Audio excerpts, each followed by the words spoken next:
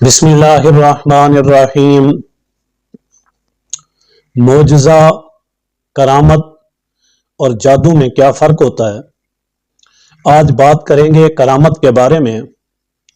کرامت وہ فعل ہوتا ہے جو اللہ کے ولی کے ہاتھ پر ظاہر ہوتا ہے، لیکن وہ اللہ تعالی کی طرف سے ہوتا ہے۔ اس میں ولی کا اپنا فعل یا اس کی اپنی مرضی شامل حال نہیں ہوتی۔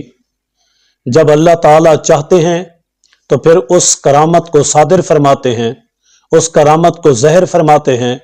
بے شمار کرامات ہیں، جن میں سے ایک کرامت جس کا تعلق حضرت مریم علیہ السلام سے ہے، اور تیسرے پارے میں اس کا ذکر ہے کہ حضرت مریم حضرت زکریا علیہ السلام کی کفالت کے اندر تھی۔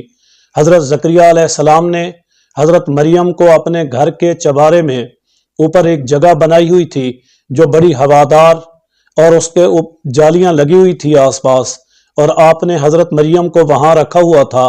آپ جب کہیں جاتے تو وہاں تالا لگا کر جایا کرتے تھے۔ حضرت مریم علیہ السلام اس تالے کے اندر جالی دار ہوادار اس بالا خانے کے اندر کھیلتی رہتی تھی۔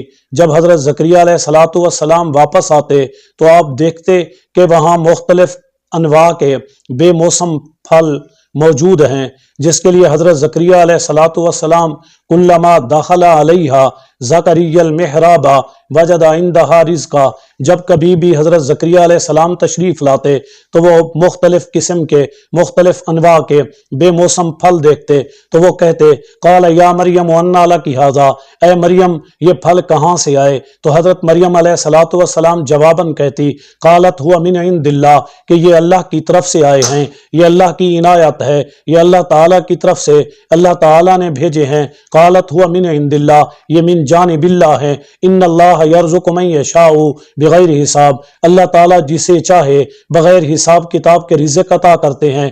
یہ وہ کرامت ہے کہ جو اللہ تعالیٰ کی طرف سے ہے، لیکن کسی ولیہ پر اس کا ظہور ہو رہا ہے۔